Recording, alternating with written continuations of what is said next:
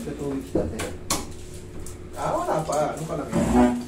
Kumbaga, normal pa. Magto 2 weeks, kailan ka ba natapilok? Nung adjust sir. Pero medyo ika-ika akong konti. Sige, upo ka. Papaliwanag ko sa'yo kung bakit sinasabi kong normal pa yan. Ajis, ano ngayon? 26? Tama, no? Tama. 26. Okay. 26. Tama ba ang competition? Lagpas ng 2 weeks. 2 weeks. Isang Okay. araw. Ganda yan. Pero sabi ko nga, normal pa yan. Kasi ang mga ordinaryong tapilok, 2 linggo talaga nakaka-recover na. Kumbaga, ganun-ganun lang natin ang bote. Hindi, ginaganon ko nga sir, kaya nakalakad ako ng konti. Correct. Tingnan mo, nakakaano ka na. Kaya mayroon pa rin siyang pain sir pag ano. Pero pag tumutunog siya sir, pag ginagano ko. Huwag na. Huwag mo hanapin. Ibig sabihin, lumihis yung ano mo. Kaya nagkaroon ng ganyan. Pagka kasi yan tumagal, or madalas mong hinahanap ng chok, chok, chok, magkakaroon ng scratch yung cartilage mo. Ngayon, i-adjust natin yan. Kasi nandito ka na eh. Pero yun nga, pag mga 2 weeks pa lang, that is normal pa.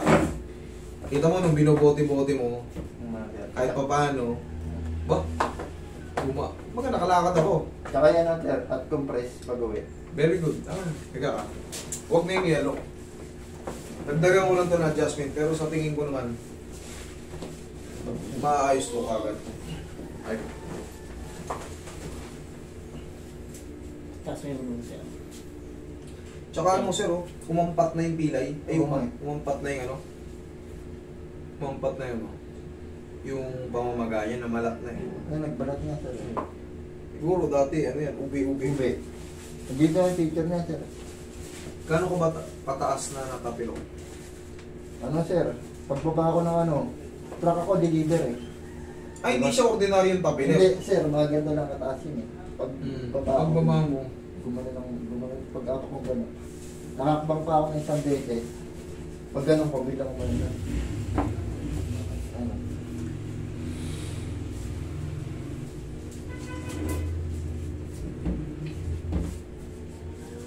Gumalaw yung ano mo sir. Ito.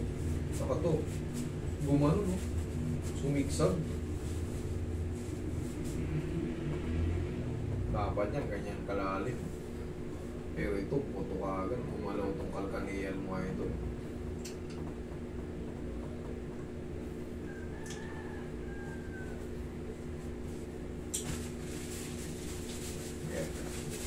Balik natin.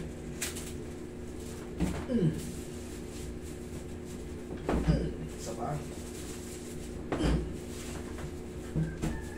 Sarap.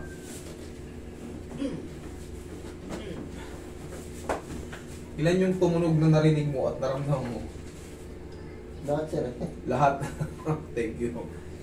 Ngayon, kailangan talaga mahatak yan kasi sa mga tapilok talaga, obserbahan nyo rin kung ano yung mga the best method. Kasi pag yan, hinilot nyo lang at hindi nyo binago yung buto, ang mangyayari dyan, naka-recover yung pamamaga, pero pag dinidiin nyo, sakit pa rin sa loob talaga, iba pa rin. Oo, naka-recover yun. Pero nga sabi ko, ang mga normal na tapilok, kaya yan sa bote-bote, kasi ako ilang best ako ng tapilok eh. Kaya yan sa mga bote-bote. Dahon ng dati, gano'n lang eh. Dahon ng tuba-tuba, langis, tapal. Mga 2 linggo, nakakalakad na ako ah. Pero hindi ka pa makakalaro, kasi may trauma ka pa eh. Pero pag ikaw ay 1 buwan na, at ganun pa rin, ay hindi na dapat. Kailangan pabago nyo na yung tinatawag nating mga ankle joint.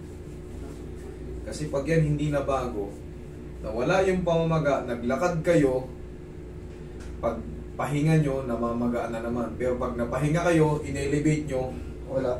yes. Ganun lang palagi. Ang routine nyo, pilay kayo pag naglalakad kayo, ay pag napapagod. Pero pag napahinga, nawawala. Ibig sabihin nun, yung talos joint nyo, wala sa tamang posisyon. Ganun yung sa akin sir eh. Ganun talaga.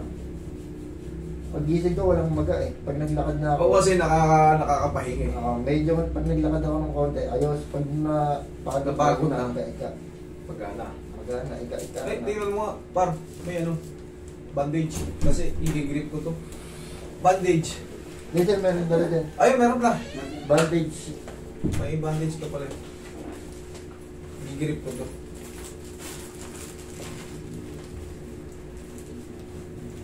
Pero to, sure na to. Ayun na, akin. Sir, isang plate. Wala.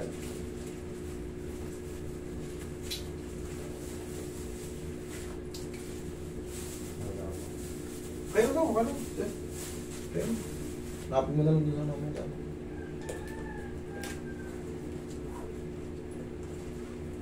Tanggalin mo lang to pag matutulog kayo. Kasi mas masarap matulog yung blood circulation natin. Oo nga sir. Malaya.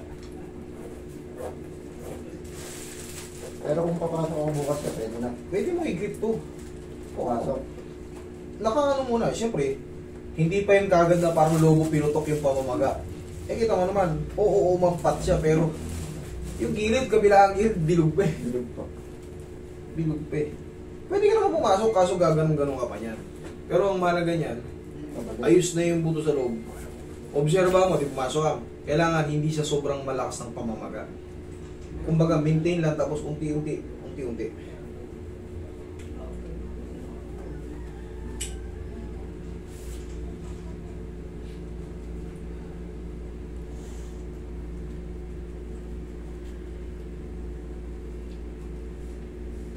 Oh, testing mo yung lakad. Tingnan mo yung observa mo. Mas gumaan ba? Mas lalo sumakit? Gumaan. Ha? Tapos gumaan sir. Okay. Tama na yan. Oh. Tsaka yung, tingnan mo yung diin mo sa loob. Very little na yung pain. Ibig sabihin, Kanina pag ginanong ko sir, masakit eh. tama na yung ano. Huwag mo lang hanapin lumagutok ka, kaya mo na makapag-heal ng ano.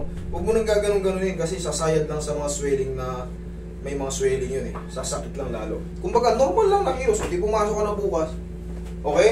Pero Idol? nakaganda parang sir, ano pa rin. Kahit Pag papasok ka, ganyan mo lang, i-grip mo lang. Para makita ng mga kasama mo talagang injury ka. Kumbaga pang ano rin yan eh, pang saywar eh. Para hindi ka nabiruin.